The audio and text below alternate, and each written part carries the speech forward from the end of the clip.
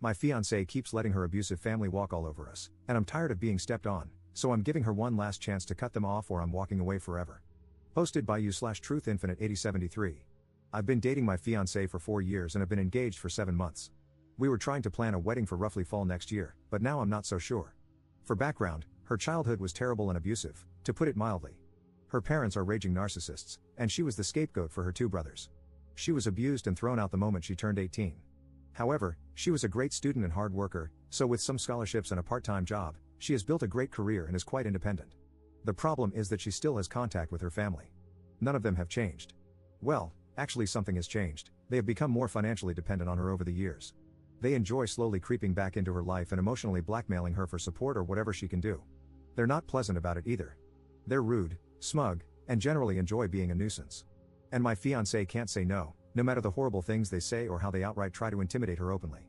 I've always known her family history and have always supported her through the issues with them, but in the last year or so, they've become far more brazen and asinine. They come over to our house more often and make messes all around the place. Her mother acts like she's the effing stepmother from Cinderella. Her dad helps himself to all my drinks and empties out half the fridge. Her brothers stop by occasionally to act as mouthpieces for their parents. They practically trash the place and leave us to clean the mess. And where is my fiancé in all this? Quietly standing in the corner, practically shaking. I'm no fool here, there is legitimate trauma. She has a need to feel loved by them and hopes they will appreciate her. Before one of you noble commenters states the obvious, she's been in therapy for this for years. I've tried to establish boundaries. For nearly 2 years, I've been trying to push these clowns away. But this is her house she purchased, and no matter my financial or other contributions, she won't let me have a say on who comes into her house. She's been beaten down mentally and emotionally by them for so long. She recently told me that she wants to earn their approval, that they were right about her, and that she needs to be better for them. I've had too many emotional conversations with tears and begging to count, hoping she will take the steps to get better. But she's an adult, I can't force her to do anything. I love her, but I can't help but feel so resentful of what she's doing. It's agonizing watching someone you love, someone who you know deserves so much better, openly destroy themselves for people like her family. It's been painful watching her cry herself to sleep one too many nights because of them. I've tried too many times to help her get out of their clutches, but I have to think of the future. What happens when we have kids? What happens when she is postpartum and invites them over? What happens if there is a medical emergency for either of us? What if our finances get tight and they still demand money? This is the in-law family from hell, and I won't be able to avoid them. Tomorrow, I'm going to tell her that I want to delay the wedding until firm boundaries are established. If she resents it, I will walk away. I can't do it anymore. I refuse to watch this any further. Update 6 days later. The night after I made the first post, I decided that I was going to have a heart-to-heart with my fiancé about her family. However, she came back from work the next day early, and since I was already off that day, I initiated the talk a little sooner than I had planned. Essentially, I told her that this arrangement was not sustainable. I did not feel comfortable marrying her due to how much involvement her family has in her life, and I certainly did not feel comfortable bringing a child into this world with them. I didn't want to tell her to go no contact with them, but I did request strict limitations on their visits and what they can do around the house. I also suggested couples therapy before marriage. She wasn't happy. She stared angrily at me while I spoke, then started yelling at me when I finished. She told me I don't understand their dynamic and that it worked for her. I told her that they're abusive users who will bleed her dry and that I have never seen them show any decency to her. She responded that she just had to work harder for them to appreciate her. I basically yelled at her that a parent's child shouldn't have to beg and plead and work to be loved. I finally told her that she needs to set limits with them, or I will walk away. She was livid, and since I was living in her house, I was kicked out. So, for the past few days, I have been staying in a hotel, and my stuff has been taken out and put into storage. Frankly, it's been great. I am going to stay with family for a few weeks around mid-July, and after that, I'm going to go house hunting for myself. I have spent the last couple of days relaxing, catching up on movies and video games I haven't had time for, and coming back from work to a quiet room without her family tearing the place apart. Yesterday, however, things came to a head. We have basically been no contact since she booted me out, but I know every Saturday her family loves to spend the afternoon over, and she uses me as a shield from their abuse. In a very petty move, I simply kept my phone muted all day and played video games. I knew she would call for help with her family, and at this point, pure resentment was kicking in. I wanted nothing to do with her issues. By the end of the night, she had sent me over a dozen texts and finally 2 frantic voicemails begging me to come home. I decided to go over to check on her. Long story short, she was sobbing in the living room, and when I came to talk to her, she was practically crushing my back, hugging me and sobbing. I gave her time to cool off and asked what happened. Long story short, her parents and brother came over to demand money from her and say horrible things to her. She wanted me to come over to help, but I was ignoring her.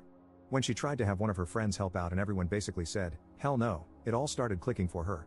She kicked her family out, but not before they said some utterly vile things to her that I won't repeat. She kept apologizing to me and begged me to come home. I told her plainly that I had started to build up heavy resentment towards her for some time. While I loved her and understood it was trauma and not her being outright abusive, there were major issues that would need to be addressed if we were to move forward. 1. She sells the house and moves. We make roughly the same amount of money, so we will buy a house together. I am a grown man, and I will not live in a house where I have no equal agency. 2. Her family will never step foot in it. They will never come over. They will be treated very threateningly by me if they try to come in. 3. She gets a new therapist, and we start premarital counseling. 4. She never makes me interact with her family. And 5. We will go low contact with her family right now, but make no mistake, we are working towards full no contact on her end. I told her I love her, that we have been together for a while and have beautiful memories together, and that I know she is suffering from abuse. However, these conditions are non-negotiable. If she has a problem with any of them, then we have to go our separate ways. She told me she's realized for a while now that her family is toxic and unhealthy, and she wants to make changes. She has accepted my terms, but some of these will take a while to see through. For now, I'm going to stay in the hotel until I head back to stay with my family. She is welcome to come over, but I have made it clear that her house is not somewhere I want to go. Her and I are both off tomorrow, so we will spend the day here and maybe go out. This is obviously not over yet, but I might not post anything else until mid-August or so. Update 5 days later. Despite all intentions of not updating until much later, with the hopes of an improved relationship with my fiancé and her establishing boundaries with her toxic family, we are now broken up. Essentially, what happened was that after last weekend, when I left her to deal with her family herself, she seemed to finally grasp the situation and was open to changes, including boundaries and a possible move. We spent Monday and Tuesday hanging out in my hotel until I went back to my family for a couple of weeks. The other night, she was being very vague with texting when she was originally supposed to come over. She came much later than expected, and I knew something was up. She basically unloaded on me, saying I was abusive, controlling, overly demanding, and unsupportive. It took me 5 seconds to figure out she was repeating verbatim some sort of rehearsed speech from her parents. To be honest, I was so agitated at this point that, despite making a huge gamble on her, I decided to be blunt about it. I asked her if her family told her to say this. She said they suggested it to her but that she came up with it herself. I don't believe that. I asked her to explain in detail what I did. She said I was living like a parasite off her. I reminded her that I'm paying 50-50 for her mortgage, 50-50 for utilities and groceries as well. I have my own car that I pay for and a job that makes almost as much as hers, unlike her parents who demand payments weekly and raid the kitchen on weekends. I told her to try again with something better. She looked flustered and said I was trying to isolate her. I smirked like a prick and told her that I have always supported her many friendships, which she has destroyed on her own because no one wants to deal with her family or be used as a shield like me. I practically demanded to know why she is so hellbent on destroying her life for these people. She shouted that I don't understand her family and that she's just trying to earn their love back, and she was basically ranting at that point. It's staggering to see up close how deeply abuse can affect someone. I've ventured into a few subreddits to get perspectives, and if you're familiar with them, you'll see how people who are victims of abuse by their own family can be so utterly broken that they truly believe they are the problem and deserve the abuse. That's how she was. She was utterly broken and didn't want help. She didn't want to get better, she just wanted to get worse. The realization hit me like a truck. I really did feel like a fool for trying, even if it was what I was supposed to do. She was practically berserk at this point, and I was just mentally exhausted and needed her to leave before someone called the police. She finally left, but I had a few concerned neighbors check on me. Some of her friends are aware of the situation, as they have messaged me to check on things. I told them the truth and that I just needed to be alone to think about what to do next. They revealed that she has given them similar rants after they expressed concern for her. One even heard that she might be at risk of losing her job. She is definitely having some sort of mental break. From my understanding, she is now completely isolated. She is sprinting into a horrible, lonely life right now, and there's nothing I can do for her at this point. As selfish as it sounds, I'm just glad it's going to be behind me. Update 3 days later. Things have kind of wrapped up, but there were some loose ends. I completely forgot to change my mailing address, which I should have done ASAP, so a couple of important things got sent to her house. I had to go pick them up, along with a few final items I wanted for my move that I had left there. She was being difficult and not responding to messages about them, so I had to go get them myself. I brought a mutual friend just in case. Thankfully, she was at least cooperative in letting me get my stuff, and it wasn't much of an issue.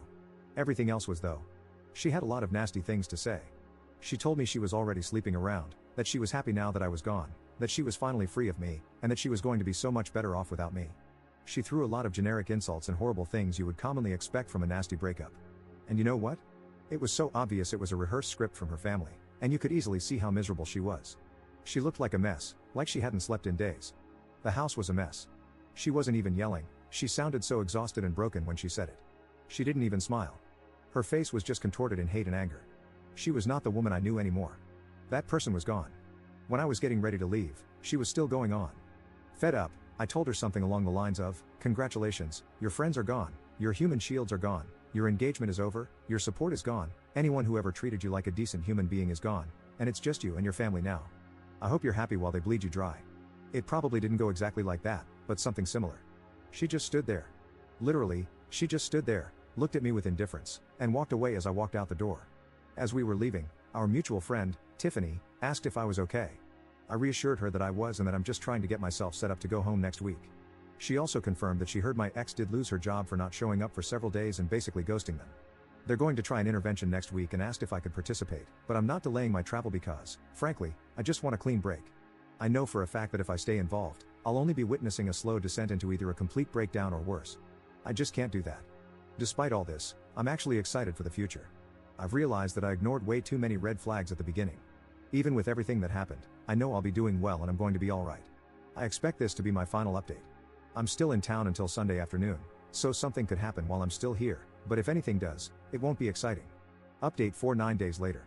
I'm currently back in my home state with family, refamiliarizing myself with the area.